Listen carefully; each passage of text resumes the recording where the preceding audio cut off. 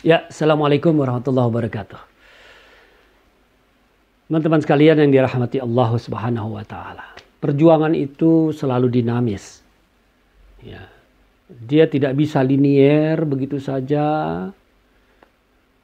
Dia tidak bisa berlaku hukum garis lurus tanpa ada kelok-keloknya, tanpa ada liku-likunya. Maka karakter dari sebuah perjuangan itu selalu kadang-kadang menuntut manuver-manuver yang keluar dari mainstream gitu kira-kira istilahnya. Ada hal-hal yang out of the box, ya. Di luar dari apa yang dipikirkan oleh banyak orang. Sesungguhnya inilah karakter perjuangan yang juga ditempuh oleh Nabi Muhammad Sallallahu Alaihi Wasallam. Salah satunya adalah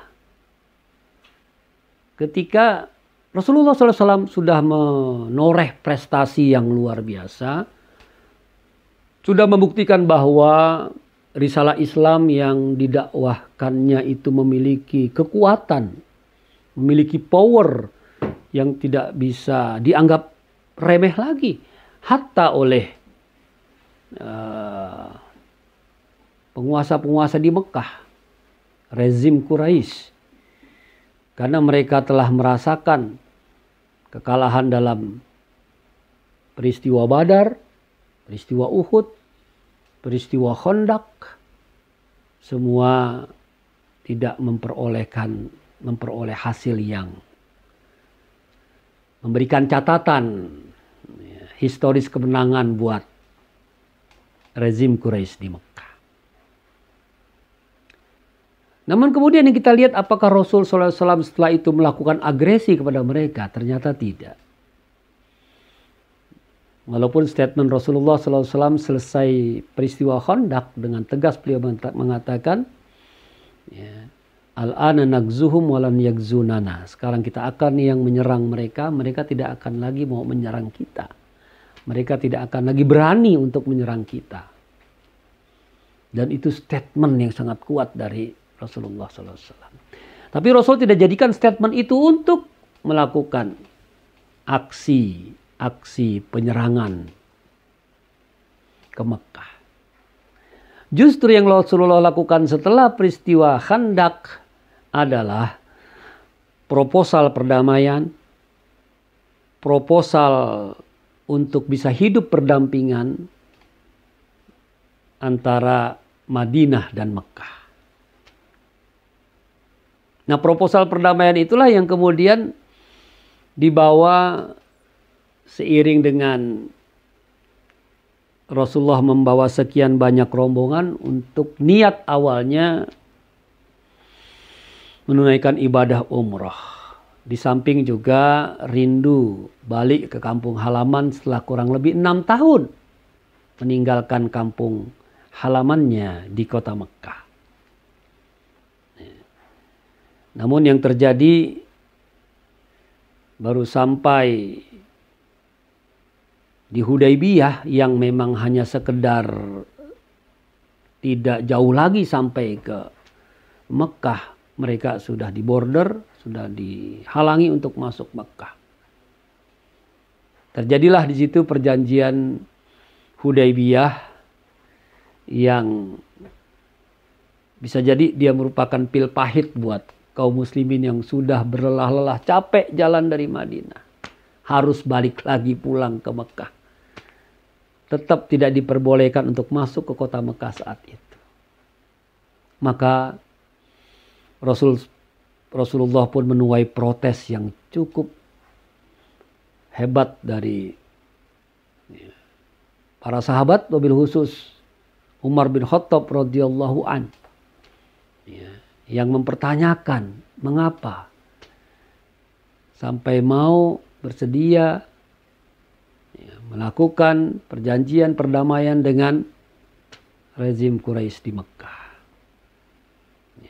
Sampai Umar bin Khattab mengkonfirmasi, menegaskan kepada Rasul sallallahu alaihi wasallam, "Alasta nabiyallahi haqqan?" Bukankah engkau benar-benar seorang nabi? Qala bala. Rasul mengatakan, "Iya, aku nabi." Qultu alasna 'alal haqqi wa aduwuna 'alal batil? Bukankah kita, kata Umar bin Khattab, berada di atas kebenaran sedangkan musuh kita ada di atas kebatilan? Qala bala. Kata Nabi, "Ya." Ya. Sudah barang tentu demikian.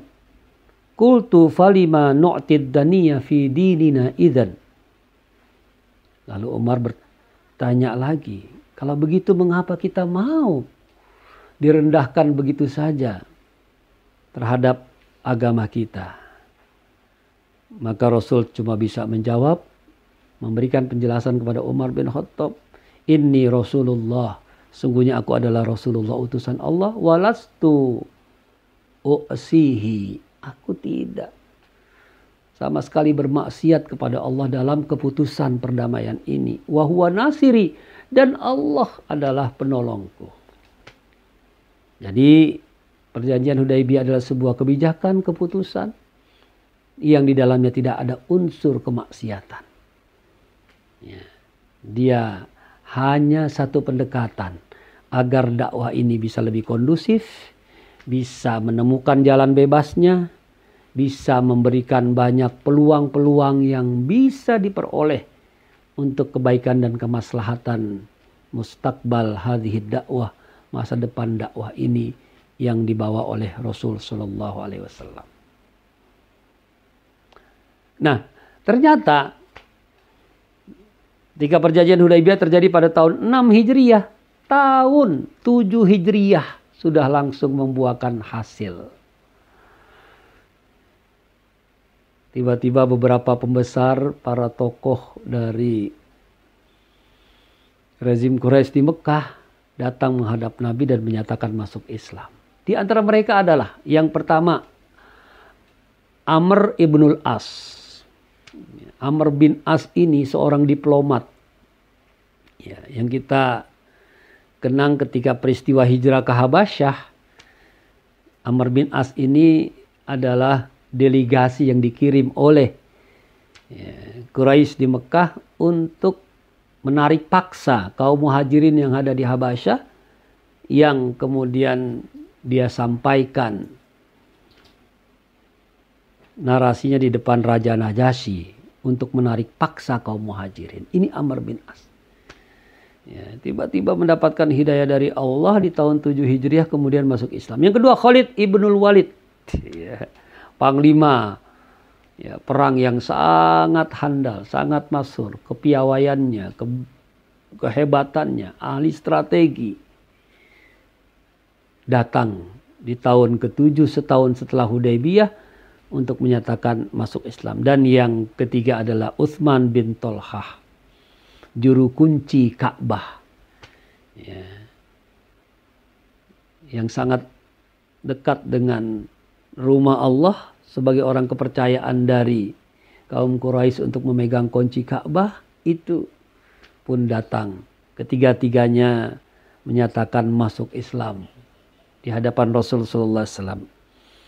Lalu apa yang Rasulullah katakan ketika ketiganya didatang masuk Islam?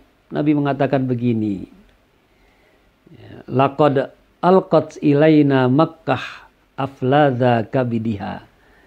Sesungguhnya kota Mekah telah mempersembahkan kepada kita bahagian dari jantungnya, yang tidak lain adalah ketiga orang ini merupakan salah satu orang yang sangat penting di Mekah, yang dia diibaratkan sebagai sebuah jantung yang menggerakkan, yang memompa semua apa yang bisa dilakukan oleh orang-orang Mekah untuk menghadang, menghambat laju pertumbuhan dakwah, tapi kemudian sekarang berbalik menjadi orang-orang yang justru bergabung dalam barisan Rasulullah SAW menyatakan dirinya masuk Islam dan menjadi penguat bagi dakwah Islam itu sendiri. Itulah sebuah dinamika, itulah sebuah perjalanan kehidupan yang kita tidak boleh melihat hanya dari satu sisi. Ketika sebuah keputusan diambil, ketika sebuah kebijakan